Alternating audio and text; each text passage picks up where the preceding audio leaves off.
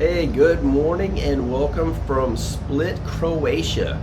We are in Croatia for the first time and we can't be more excited. We are going to visit at least 4 cities, I think, in Croatia today. We got an excursion. It is a little before 7 in the morning right now, and so it's crazy. We're on vacation, supposed to be relaxing, but we have been getting up early to hit the town and to go out on these excursions and things. If you haven't been following us, we are on a cruise on the Norwegian Pearl and visiting a lot of countries in the Adriatic. So yesterday we were in Slovenia, the day before Italy. We are making our way to Athens, Greece, and so definitely follow us along on our journey. But today, Split, Croatia, and we're going to get ready to leave for our excursion here in just a couple minutes.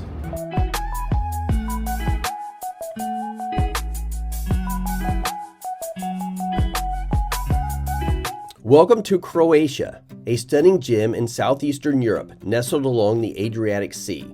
Known for its breathtaking coastline, over 1,000 islands, and a history that stretches back to ancient times, Croatia is a country that blends natural beauty with rich culture and heritage. From the medieval charm of Dubrovnik to the cascading waterfalls of Plitvice Lakes, Croatia is a land of endless wonders. But today, we're taking you to one of the most iconic cities first, and that is Split. But before we dive into everything Split has to offer, let's make a quick stop to Sibenik, a hidden gem you don't want to miss. So right now we're in Sibenik. It is a coastal town that feels like a step back in time. It's often overshadowed by some of Croatia's more famous destinations, but trust me, this place is pure magic. Located about an hour north of Split, Sibenik is the oldest native Croatian town on the Adriatic. We took a guided tour through this marvelous town, and our guide told us lots of interesting facts about the city. On this building here, on this red facade palace, you can also see a street light, a lamp that looks different than any other we've seen so far. And if you look that way as well, you will see that because this is the only one that originally preserved. We will step just a few steps closer to me so that my colleague can pass by.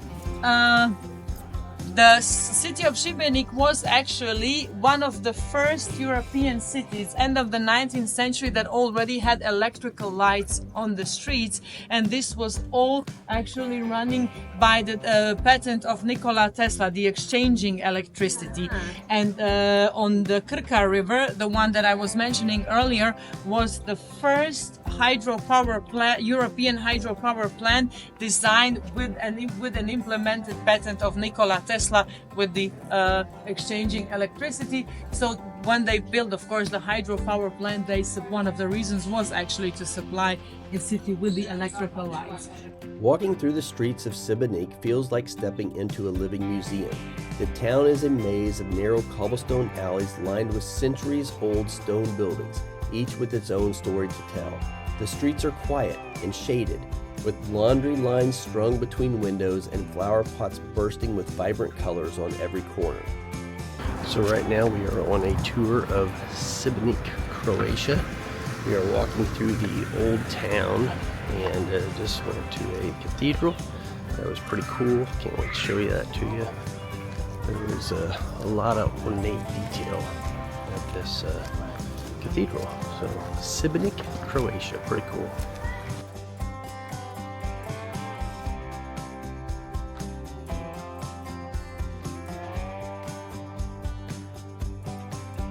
One of Sibenik's most famous landmarks is the St. James Cathedral, a UNESCO World Heritage Site.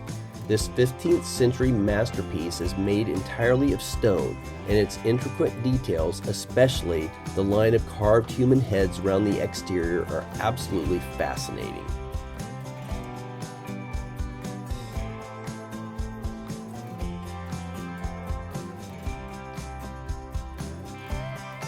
And right outside the cathedral is a square, and I'm not even going to try to pronounce the name, but I'll leave it on the screen below. This is one of the most beautiful and historic spots in Sibenik.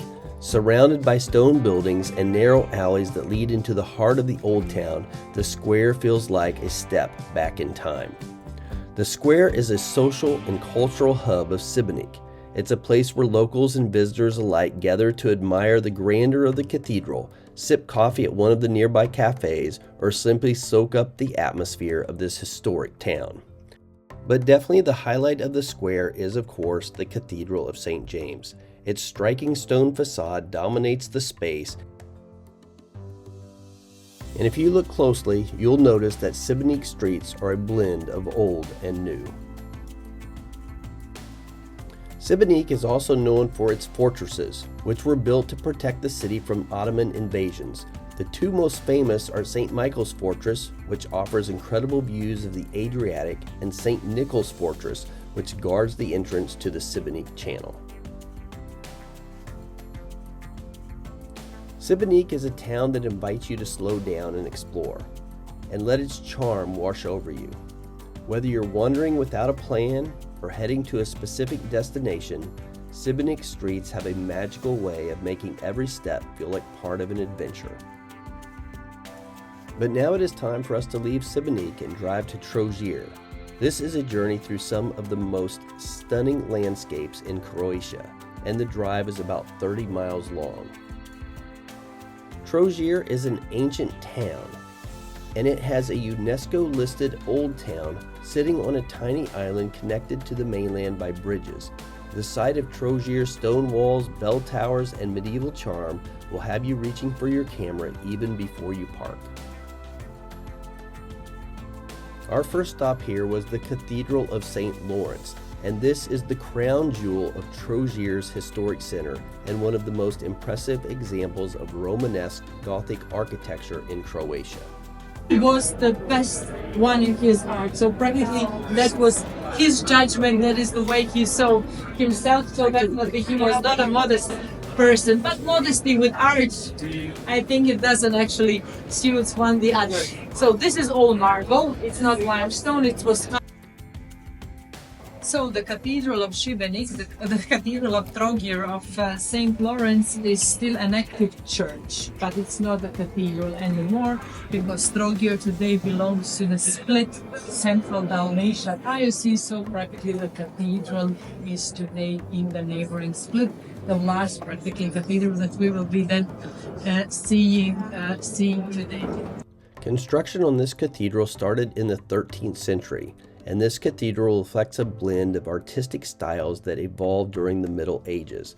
The cathedral isn't just a religious building, it's a masterpiece. Its towering bell tower, intricate carvings, and the storied history make it a must-see when visiting Trogir.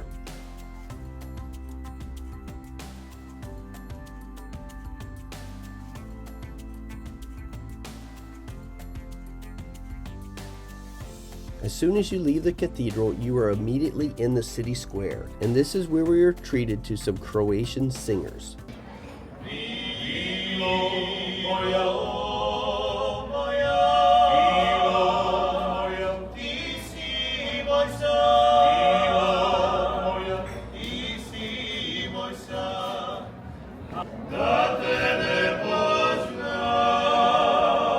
But next we decided to just walk through Trogir. And walking through Trogir is like stepping into a fairy tale. This small town has a labyrinth of cobblestone streets, stone buildings, and charming squares, all surrounded by medieval walls. But just outside the medieval walls, you'll find the Riva Promenade. This lively waterfront area is perfect for a leisurely stroll. All right, we are currently in Trogir, Croatia, and we're in the old town touring this area. Pretty cool place, and I say pretty cool place a lot, so I'm in a pretty fascinating place, let's say. But it was pretty neat. We're heading to a fortress right now, so stay tuned. And you might even see some luxury yachts along the way. But one of the highlights of exploring Trogir is the Camerlingo Fortress. As you approach the waterfront, this 15th century fortress proudly stands, offering a glimpse of Trogir's strategic importance during the Venetian era. Here's a soccer stadium, soccer field in Trogir, Croatia. I might have even been a little bit more impressed with the soccer field, or I guess here in Europe they call it football field, than I was the fortress. Whether you're here for just a few hours like we were, or a few days, walking through Trogir is an experience you'll never forget. But now it's time for us to leave and take the short drive, which is about 19 miles, to Split. This drive is packed with incredible views, but once we got into Split, one of the first things we saw was their football stadium. This was a huge stadium right in the heart of Split. Split is the second largest city in Croatia and one of the jewels of the Adriatic coast. Known as the heart of Dalmatia, this historic city blends ancient Roman architecture, vibrant Mediterranean energy, and stunning coastal views into one unforgettable destination. But it's lunchtime, so I'm looking for some food. Or we're going to Chop's Grill, that'd be good. And this is what we had for lunch. It was pretty basic, but I thought it was great. It hit the spot. And the dessert wasn't too bad either. So after lunch, our group got together again, and then we started walking through the city. It was beautiful seeing some of the old buildings that were there and just walking through the streets and seeing the shops and cafes. But eventually, as we walked, on the right-hand side was just these old Roman walls, and they were just towering off to our right. They were as tall as the trees. And then we saw this beautiful bell tower and this train that was taking tourists around the city and around the walls. And then this huge sculpture that was right at the entrance to Diocletian's Palace. The sculpture was pretty cool because there is this myth or legend that if you rub the sculpture's toe or foot, that it will bring you good luck. And so there were lots of tourists there taking pictures and rubbing the toe. And I must admit that later I went back to take my own picture and rub the toe as well. But now it was time for us to enter Split's most famous landmark, and that is Diocletian's Palace. It was built in the 4th century by the Roman Emperor Diocletian as his retirement home. This massive complex is now the beating heart of the city. Walking through Diocletian's Palace is like stepping back in time. You'll find ancient Roman walls, Gothic and Renaissance buildings, and lively cafes and shops, all coexisting within this UNESCO World Heritage Site. Highlights of this palace include the peristyle square, where the towering columns create an awe-inspiring setting, and the Cathedral of St. Dominus, which was originally built as Diocletian's mausoleum. Once you step inside the cathedral, you're greeted by a stunning interior. The circular layout reflects its origins as a Roman mausoleum, but the Christian additions make it a spiritual masterpiece. Marble columns, intricate woodwork, and golden accents create an atmosphere of reverence and beauty. The cathedral's transformation from Diocletian's mausoleum to a Christian place of worship is symbolic of the triumph of Christianity over pragmatism in the region. So just outside the palace walls, you'll find the river promenade of Split. So right now we're in Split, Croatia. This is where our cruise ship docked this morning, and it's getting a little warm, so Erica is getting rid of her jacket, putting it back in the backpack. So today we have been to, how do you say that? Sibekia? Sibenik? I don't know.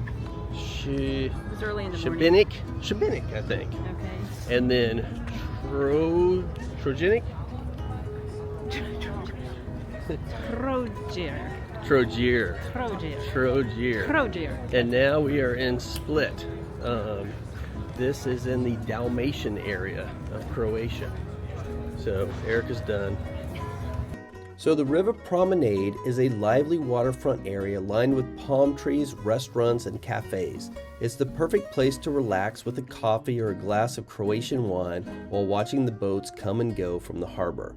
The river is the heartbeat of the modern Split. Whether it's morning coffee or an afternoon stroll or dinner with a view, this is where the locals and visitors come together to enjoy the best of Mediterranean life.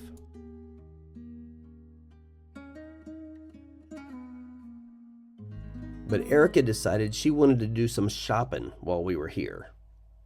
So we are in Split, Croatia, and Erica is in shopping at Zara. I think she found a couple things, so she is in line checking out. So we'll have to see what she got later. But there we go. So by now we had left our tour group, and Eric and I were just exploring this city on our own. Hey Erica, check this out.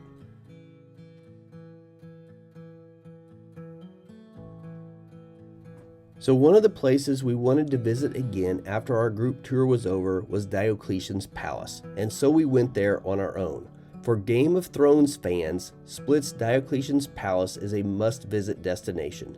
This UNESCO World Heritage Site served as a key filming location for several iconic scenes in the hit HBO series, blending its ancient architecture with the fantasy world of Westeros.